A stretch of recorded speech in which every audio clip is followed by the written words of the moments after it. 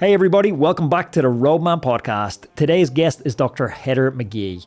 Did you ever have a habit that you wish you could change?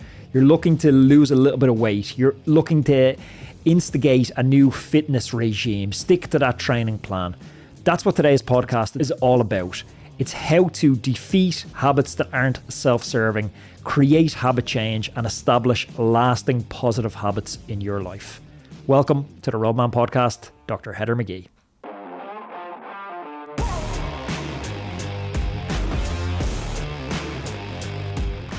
Heather, welcome to the show.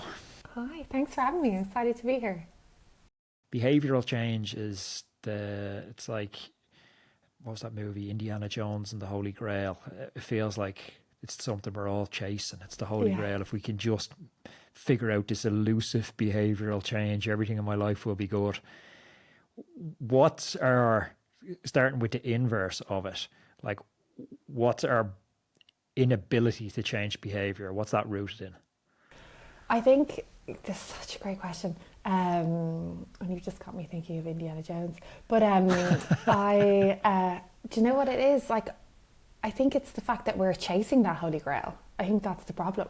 Like, we think that everything is going to be in one particular outcome. Like, we're all looking for one particular result, and just like the one day that, like, you know, we're just one more longevity supplement or a Forbes article or ice path away from, you know, unlocking a whole new us at some stage. And we just think, you know, we always focus on those ingredients of change, I feel. You know, we always think, okay, let's focus on, you know, the latest trend or whatever is going to kind of unlock that Holy Grail for us, rather than actually looking at what I like to call the method in the recipe for, you know, long-term health, well-being, productivity. You know, like, because Anthony, let's be real here, okay? When we think about high performance, let's say, because a lot of your listeners will be people that are, you know, optimizing for high performance. You know, how many of us don't know that we need to, for high performance, drink more water, get more sleep, eat more vegetables, have less alcohol, less sugar, you know, manage our stress better. You know, it's not an information gap, it's an implementation gap that we tend to have. It's like taking that stuff and put it into action. We're all very good and we love to find out the ingredients. Those are the things I call the ingredients to change. But it's turning those intentions into actions, or as I like to say, that information into implementation. That's the part where we fall down. It's kind of that journey or that process to get to that Holy Grail is what we tend to miss. We tend to be really excited. I think that gap is wider. Like, yeah. I think that gap is just getting wider and wider and wider. I just finished like a 2-hour podcast about artificial intelligence. Oh, wow. And it's like everyone has Einstein in their pocket right now. Like, we can access the greatest minds in sports physiology, nutrition, but it's that implementation part that's so vital. Yeah, and the thing is, we keep consuming the information and not trying on the implementation. And like, you know, we need to learn how to, I kind of compare it to something that I got into during COVID, which was trying to bake sourdough bread. I don't know if everyone was on that buzz, right? Yeah. Did anyone else resonate with that? I actually did this incredible course by the Firehouse Bakery down in Cork in Hare Island. It was amazing. That's what sparked it all for me. So anyway, during COVID, so sourdough bread, exceptionally simple in terms of ingredients. So water, like a bit of mother sourdough culture starter, and flour and a bit of salt. Like, incredibly simple, like 4 ingredients, grand. But the results can be so different depending on what method you use. So, like, you know, I compare it to like the Great British Bake Off. You know, there's one of the rounds where they give them just the ingredients and then people have to make up the method. And that's what we're doing with ourselves. We're just looking at the ingredients rather than looking at, well, what quantities do I need those ingredients in? You know, am I willing to delay gratification? Do I have patience? You know, am I going to need the dough with enough energy to get it to the right place, or is it too much and it's going to go flat? Am I going to learn from that experience? And am I going to, you know, tweak around with different elements? You know, am I going to be able to bounce back as I've had to by many sourdough failures until I get to the semblance of success, which is barely success. But, you know, that's what we need in our behaviour change journey. That's what we need to do in terms of experimentation. We need to actually stop trying to get things perfect and actually look at where are things going wrong, what's working, what's not working for us, tweaking the recipe to really understand and create, you know, that ultimately that method for success. the reality is a dimmed down version of the vision we had. And so I wonder, by that I mean, like, let me expand that because that was very cryptic. I did. I was like, I'm not that intelligent to understand what that means. So by that I mean is like, is the process at the start of information, like if I buy, I don't know, take a simple example, a lad wants a 6-pack for his summer holidays. Yeah. And you buy the 16-week 6-pack program. Like, we all know how to get a 6-pack, eat less, do more sit-ups, exercise more. Yeah. But when you buy the product, or you to get the information first time, there's a hope, there's a vision of a future you. And the reality never lives up to that utopian vision you build at the outset. So I'm almost like, are we addicted to the dopamine of starting something, but then the dopamine wanes off in the process of actually chasing and doing the hard work, doing the reps to get the thing we started out to get? Yeah, we're all pretty much delusioned. Like, the problem is there's this kind of future present bias in behavioural science, and basically, you know, we think that our future self is going to be as motivated, as dedicated as our current self, and we always start out on a behaviour change journey with like the maximum motivation. And the problem is motivation just starts to wane the longer we get into that journey, and that's why we want to have enough repetitions to make things habitual, because as soon as motivation wanes, we want a habit to increase. But unfortunately, you know, I would say if you're relying on motivation, you're not going to get very far, because willpower is fickle. You know, I say willpower is like a muscle, right? If I went to the gym for the next 7 days and just train my right bicep, by the time I get to this day next week, I wouldn't even be able to pick up a cup of tea.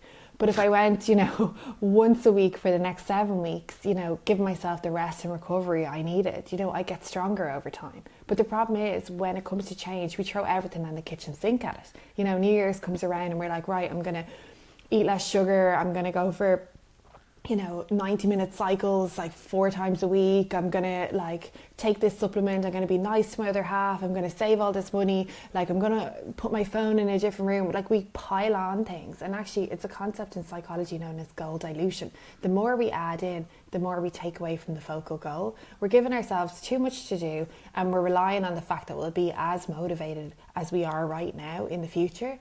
So what's the alternative? The alternative is actually to look at your context, to look at your environment, and actually not rely on your unreliable willpower, but instead, something I like to say is rely on your skill power. And what do I mean by skill power? I mean things like your self-awareness, your self-management, understanding what works for you, understanding emotionally what drives your behaviours, what drives those good habits, what drives those bad habits, what's your intrinsic motivation, which I can speak to if you're interested in it, like uncovering that and understanding how that can drive you towards, you know, your ultimate goals, and knowing what you like.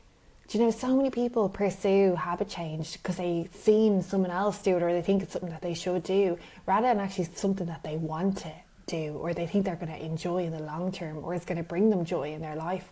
So that's the really important part, is that we actually stop focusing on motivation, step away from motivation, don't rely on motivation, instead rely on actually building those skills into our lives. But is it step away from it, or is it understand that it's fickle and it only works at the start? Like, the hardest part of pushing a car is getting a bit of momentum. Yeah. Once you get it up to speed, you know, it's quite easy to keep pushing it, but overcoming that initial inertia requires a lot of effort. Can we understand that motivation is high at the start and then wanes off? And so then I guess the question becomes, how do we transition from motivation to more sustainable habits? Yeah, good question. And the thing is, unfortunately, like, there'll always be times in our habit change journey or in our behaviour change journey that motivation will wane. So, you know, there'll always be those times when it'll dip. And so, and there'll always be times when it's up as well. So understanding, I suppose, like you mentioned there, like the roller coaster of it is important first step.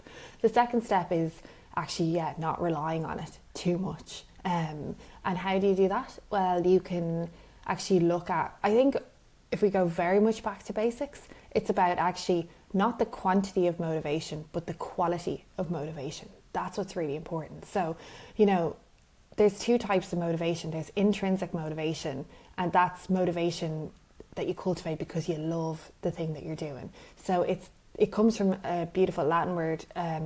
It translates in Latin into the word inward, which means goods for the soul. So essentially Nice. it's like, pursuing that goal lights you up. It makes you feel alive. It's part of who you are. You just, it's just your essence, in essence. Like, an extrinsic motivation is you're doing something for someone else, for the scales, for finish time on a race, for your doctor, for your spouse, for social media. You're doing it for a reward other than you.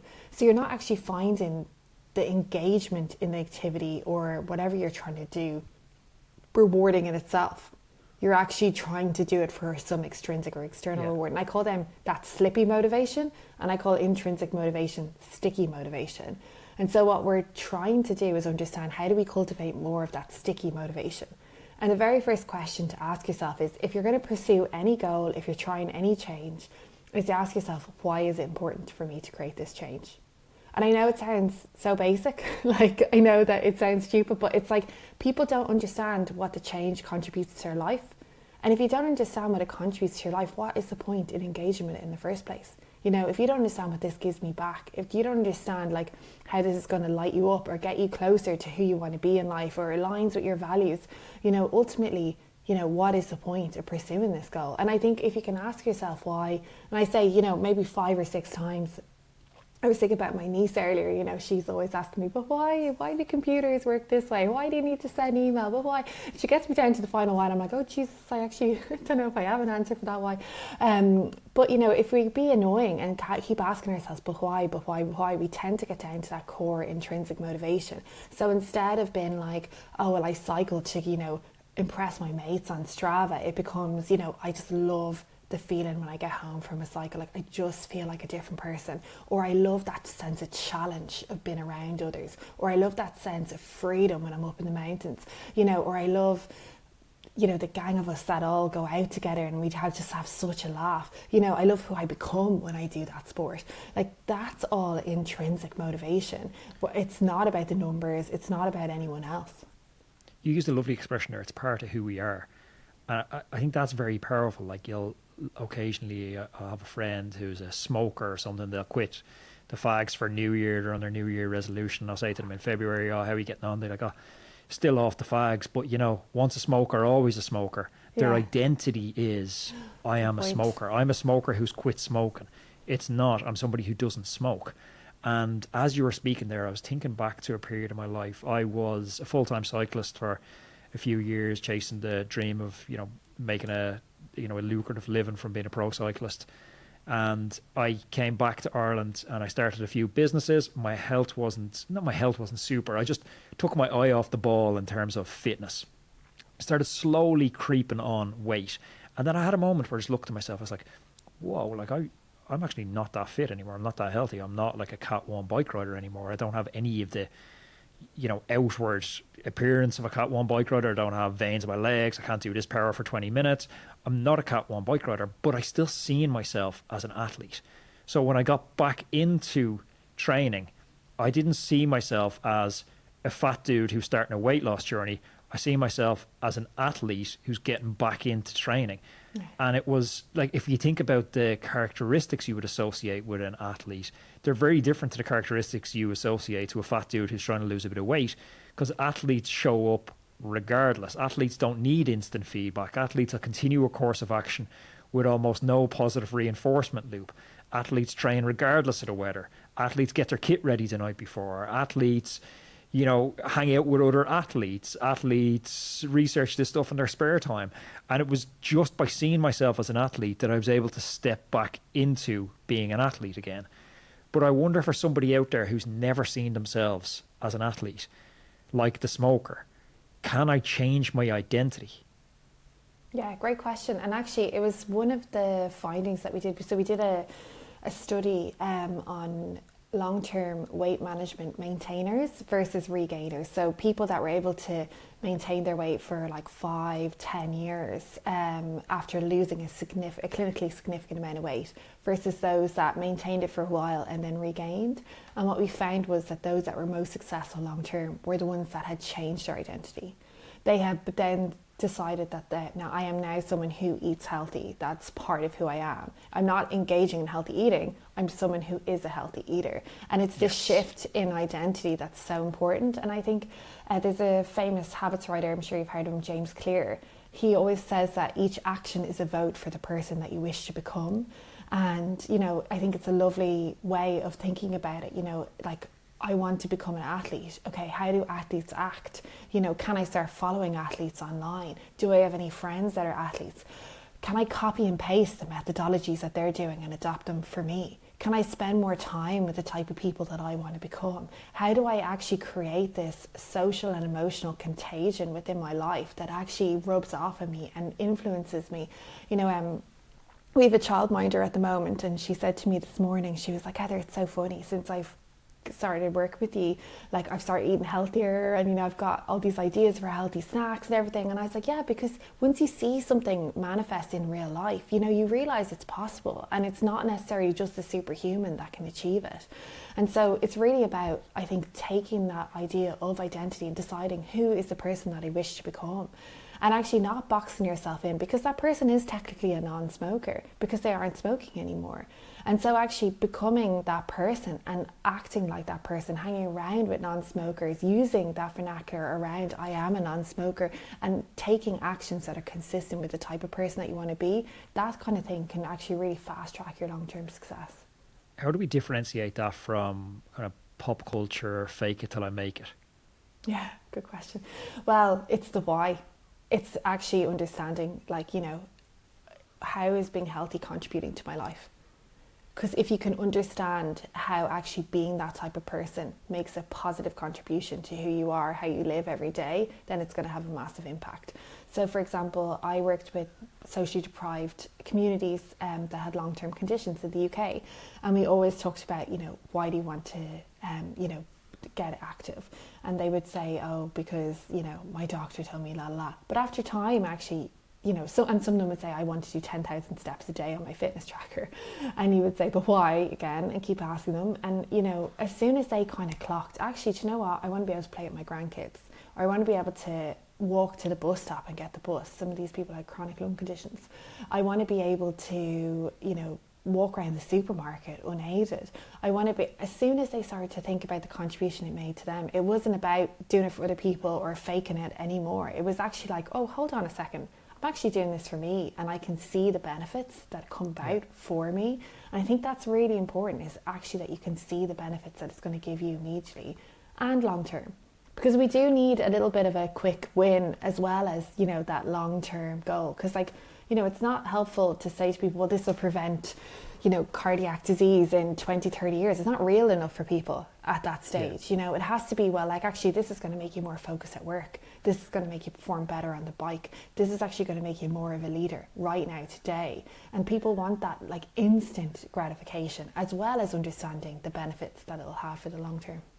Roadman, whether you're a weekend warrior or a world tour rider, the right tools can make all the difference. Enter 4i's Precision 3 Plus Power Meter, the latest innovation from 4i, designed to help you reach peak performance. The Precision 3 Plus Power Meter is a compact yet powerful unit. It weighs just 9 grams and it's packed with features that set it apart, including integration with Apple's Find My network, giving you the peace of mind by letting you track your power meter wherever it is.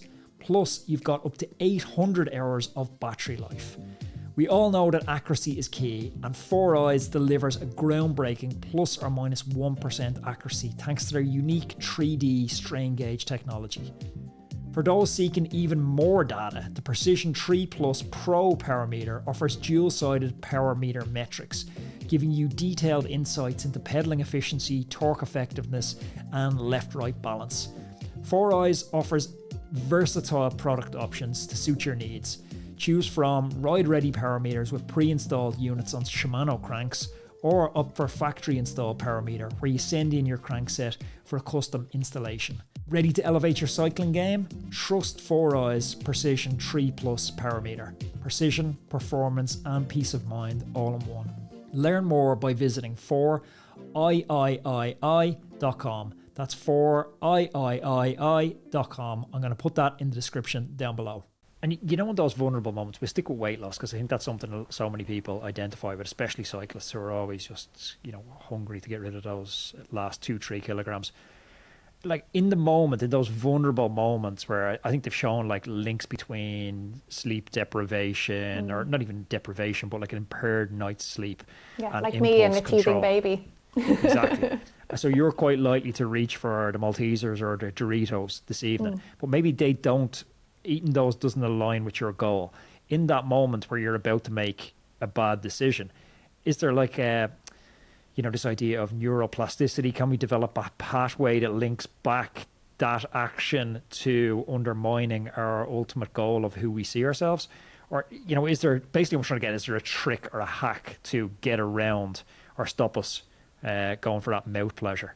Yeah. And do you know what? Like, there is and there isn't, because, and that's such an annoying answer, like, but like in the moment, sometimes you are too sleep deprived or too hormonal or, you know, too emotional to be able to actually use your kind of rational brain, and you're just using your impulsive system.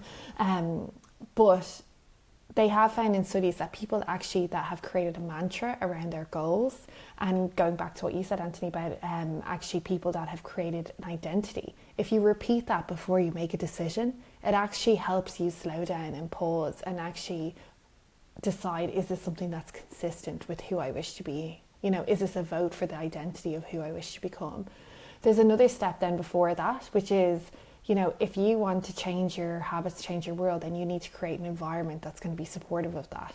So, you know that you're susceptible when you're tired to giving in to temptation. So what can you do when you're less tired to actually engineer your environment to make it more likely that you'll stick So you're to your talking goals? physical blockages. Yeah, like, so like a prime example is like people say, oh geez, like, you know, I get bored at work, or, you know, I've got a tough project that I've got to engage with, and so what do? I pop out my phone, I go on social media, like it eases that feeling of boredom, you know, and they don't get on with what they want to do. And I always say to them, well, first of all, like, is your phone in eye line? Yes. Is it on your desk? Is it reachable? Okay. Well, that's the first thing. Let's start to create friction between those unhelpful habits and where you are now. Like, they've even shown in studies that people who kept M&Ms on their desk versus 6 feet away, they ate like 500 calories less a month, the ones that kept them 6 feet away, than those that actually had it on their desk, because it was in proximity. We're going to reach for everything that's in proximity. And then the same goes for your home screen on your phone. You know, what are the apps that you see when you open up your phone home screen? Like, are they supportive of your goals? Like, if you're trying to be more productive, if you're trying to focus more, or say you're just trying to read more this year or meditate more, are the notifications you're seeing, you know, supportive of that? Are, you know, they of, like, is it your Kindle reminders, is it your meditation reminders, or is it social media stuff that's going to take you off task? And so there's a lot to be said for, you know, if you can change your environment, then you can change your habits. James Clear, again, he talks about, like, our living rooms are set up, you know, to help us watch TV. But if we're trying to actually not watch TV so much in the evening, you know, do we move the TV away? Do we put a book where the remote is? You know, and the same goes then for food. They say eye line is byline.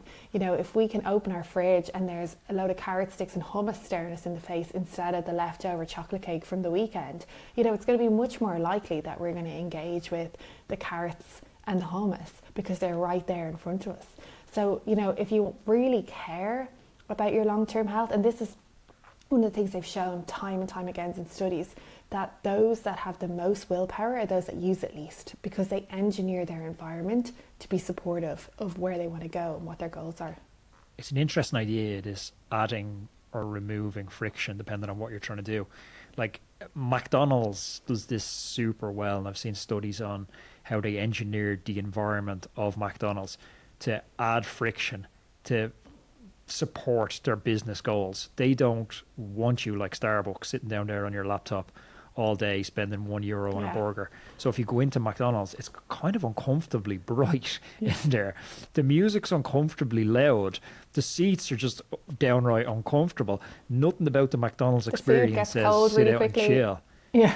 It's all horrible. Knackers fighting each other. Nothing is chill about it.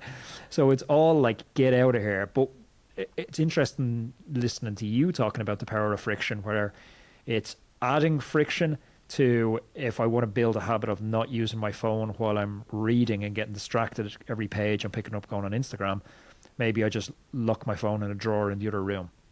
Now I have to physically walk to the other room to get the phone. So I've added a little bit of friction.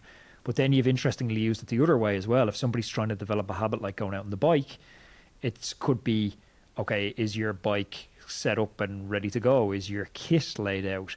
Is your water bottles filled? Have we removed all the friction that's going to stop us from doing this positive habit? I like to say, like, you want to make your habits almost, and this is not a word, so forgive me, but trip overable. Like, you literally have to trip over your bike to get out your door in the morning, you know, and it's just so easy because it's like you've just made it the default choice. What's the theory on, I see a lot of clients behind the podcast. We have a cycling coaching company, and like you're saying, motivation's high. When people reach out, they're typically at a point of maximum motivation. Like, I'm ready to get a coach. I'm ready to be the type of person I always thought I could be. So they reach out and they have these huge, lofty goals, massive training availability. And one of my things is always saying to them, okay, that's all amazing. Like, that sets the destination as to where we're going. But like, let's try chunk this down now into go find your cycling shoes. That's your goal tomorrow. Yeah, find cycling shoes, put a battery in your heart rate monitor, like trying to make it the smallest possible thing to give them a little bit of momentum. Is there theory, or have you seen papers on this idea of creating positive momentum within a habit? Yeah, and I kind of actually summarise the theory into one question, which is like, does it pass the giggle test? And what I mean by that is your goal laughably small? Because there's huge amount of research on, you know, those smaller goals help us gain momentum. They help with dopamine release. There's a cascade effect, a compounding and cumulative effect that actually over time then, you know, it's actually the pursuit of the goals, you know, the achievement that we get from those tiny little pieces that actually all adds up, and that's what keeps us engaged. And what I mean by does it pass the giggle test is it so like such a joke it's so small to start with. Like, there's a really interesting study where they looked at dental habits and they measured people's dental hygiene at baseline, and then they measured it at follow up in 3 to 6 months. And what they did was they got them to start 2 flossing habits, and they got one group to just go out, floss your teeth every night, and we'll measure your dental hygiene again in 6 months. And they got the second group just to go out and floss one tooth. And, you know, one tooth felt like a bit of a joke, but actually when they followed up the groups, it was the one tooth group that actually had the best dental hygiene scores. And that's because they didn't give themselves a mountain to climb. And the thing is, with flossing, it's just about getting started. Like, you know, like so many habits, like once they started and they put in that initial effort to actually just kind of, you know, do the first tooth, they thought, oh, feck it, I'm here anyway, I might as well do another couple. Like, and then they kind of got a sense of, geez, I'm really achieving something here. Actually, I'm just going to keep going. And that's like what's really important. I've seen the same at meditation. You know, Headspace have done this really well, where they've made meditation, you know, we always think it has to be like 10 or 20 minutes, but they've made 2 or 3 minutes or even 1 minute breathing exercises, because it's actually just too hard for some of us to actually get our heads around doing those 10 minutes. So actually, by breaking it down into bite-sized chunks, they're just making it so much more achievable. And the thing is, once you start with the 1 minute, you're showing up to the meditation party, you might as well, like, you know, keep going. I always say, I like to kind of phrase it like, you want to set your minimum viable habit, and that's just like what your most exhausted, depleted self could do. So to know what that is, you can ask yourself, okay, what's my goal? Okay, in a week from now, is my most exhausted and depleted self still going to be carrying that out? And you can scale that on a scale of 1 to 100. And if you're at least 70% confident that you're going to still carry it out, ask yourself, what's it going to take to go to 100? And if you're less than 70% confident that you'll be still able to carry out that goal for the next week, then how do you make it easier? So less time, less intensity, less frequency, whatever you can do to actually make it more achievable. Just scale your goal. It's a concept in psychology known as self-efficacy. So we need to have the confidence in our competence to be able to actually carry something out. But if we make our goals so small that they're laughable, actually it's much more likely that we'll engage with them. And ultimately it's context dependent repetition that forms a habit. So if you do the same thing in the same circumstances enough times, it becomes a habit, and that's what we're optimizing for. We're optimizing for the consistency, and people can always do more once they've shown up, but we've set that minimum viable habit, so at least you're feeling positive about how far you've gotten. Hey everybody, let's take a quick break to talk about the bike I'll be riding this season, Reap. I've been lucky enough to ride all the top brands in the world over the past few years, but these Reap bikes, they're not the same, and I'll tell you why. Reap is the first company I've seen that isn't chasing sales targets and the mass market. They're chasing something very rare, perfection. Every bike they make, it's crafted in the UK factory, and it's not about slapping a Made in Britain label on a bike from a Chinese factory. It's about control. From the first sketch to the final build, they're hands-on, ensuring that every detail is dialed in. That's very rare in an outsourced world of mass production. What sets them apart is innovation. While others pump out the same old designs, Reap's pushing boundaries. They're not following trends, they're setting trends. Think precision and performance, like an F1 car for the road. Absolutely no compromises. And it shows, and you can feel it when you ride the bikes. These bikes are built for riders who demand the best, whether they're chasing podiums or just want a machine that feels like an extension of your body, a piece of art. It's not hype, it's substance. Ride a Reap for yourself, and you're riding something crafted with intent. So if you're serious about cycling, check them out. It's reapbikes.com. I absolutely love my one, and I couldn't recommend it highly enough. Back to the show. And am I the only one who has like a schizophrenic conversation with myself around this stuff? Like, I remember when I was full-time on the bike and I'd look at my training plan for the day and I might have to do 5 hours, and then I'd open the curtain and it's pouring rain and 2 degrees. So I'd be like, no way I'm doing 5 hours. Not a hope I'm doing 5 hours in that weather. Yeah. I was like, all right, just get your kit on. You're not going training. Like, just get your kit on and have a coffee in your kit. It's like, all right, well, I can get my kit on. I'm not going training, but I'm going to get my kit on. It's like, cool, right? And we're sitting there drinking coffee in my kit. It's like, you're after getting kit. You may as well go out and do 10 minutes. 10 minutes isn't no one froze to death ever in 10 minutes. Like, you can do 10 minutes. Like, right, I'll do 10 minutes. I'm not doing 5 hours, but I'll do 10 minutes. And this conversation will continue on and on and on. Can you put my mind at rest? Am I the only one? No, I love with this that. schizophrenic and actually, voice? No, and I think you've got a really good guidance system there. Like, as in, that voice is saying to you, like, just try a little bit. Let's try it on. Let's see how it goes. It's going back to the, the sourdough bad with bread. heroin or something though, and it just have one little bit. No one got addicted on one here. But it shows that actually this could work for helpful habits as well as unhelpful habits, But yeah, and often people, I work on a running app over in Canada. It's called None to Run, and it's brilliant. It's all about getting people engaged in running, that perhaps haven't had a previous history of getting engaged in running. And it's all about actually just trying to help people get one step in front of the other. And exactly like you say, and sometimes, and people will say this, and I've seen it in the comments on the app, like, people have said, geez, when I got to I only said I was going to do 15 minutes, but I got to 15 minutes and then I just felt like, I'm just going to push it a little bit. Go on, let's keep going. And I'd say the same for you. Once you got out in the rain, you probably felt like an absolute champ. And once you kind of got it an hour or 2 hours under your belt, you're like, oh, well, actually, I'm flying now, And it almost, you're getting like this kind of kick out of the fact that you're proving yourself wrong, and you're defying against yourself. And that's all it is. It's just kind of asking yourself, what's the best next step? Not saying I have to go out and do the whole thing immediately. It's like, okay, I've got the coffee.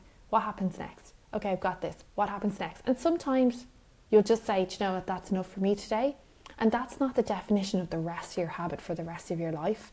And that's the thing. We have to remember that our habits flow flexibly.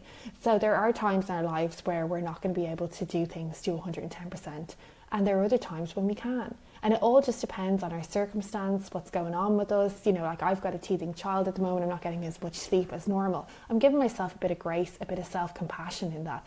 I'm not, beating myself up about it, because I understand, and luckily I spent the last 20 years as behavioural science, so I understand this. But I think one of the most important things is to be that compassionate coach rather than a critic, because actually the criticism doesn't release the dopamine. So actually, when you're critiquing yourself and you're pushing yourself in that negative way, you're actually creating a negative feedback loop where your primary and your primal brain thinks, oh, this isn't something good to do because I'm creating all these stress hormones around this. And actually, I don't want to engage with that. Whereas actually you want to encourage yourself because it actually releases those positive hormones where I feel good. This is something I want to engage with time and time again. One last question for you, Heather. So we've jumped around and you've given us some very helpful strategies. But if somebody has a habit they're looking to change now, they're looking to install a new positive habit, what's the very first thing you would do? I would ask them, does it bring you joy?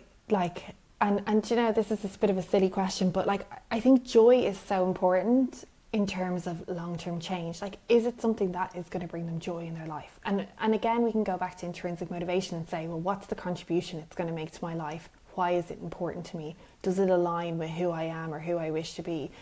And then you can just ask yourself, is it going to be fun? And if you don't think it's going to be fun, but you think it's quite important, then how can you make it fun? How can you layer on fun into the habit? So is it about like going cycling with a group of mates? Is it about listening to certain music? Is it about, you know, going to really cool cafes and having coffees? Like, you know, what is the way that you can actually layer on fun into it? Like, you know, or is it something that you get joy, or are you someone who gets joy from data, like from being able to see your stats, being able to see the feedback? Like, I think the really important thing is to start with joy. And I often get people, you know, when they're thinking about creating any change in their life, is to start with a joy list. You know, what are the elements of this that bring you joy? And, you know, how can then you can design more joy into it? Because ultimately, joy is sticky. Yeah, I think that's a super place to start. Thank you so much for your time. I know you have mother duties amongst other things that are pulling your attention. So thanks so much for the time. Thank you so much. Thanks, Anthony. If you enjoyed this conversation, please click up here. There's another video I know that you're absolutely going to love. Click over here and subscribe to the channel so you don't miss any of our amazing upcoming guests.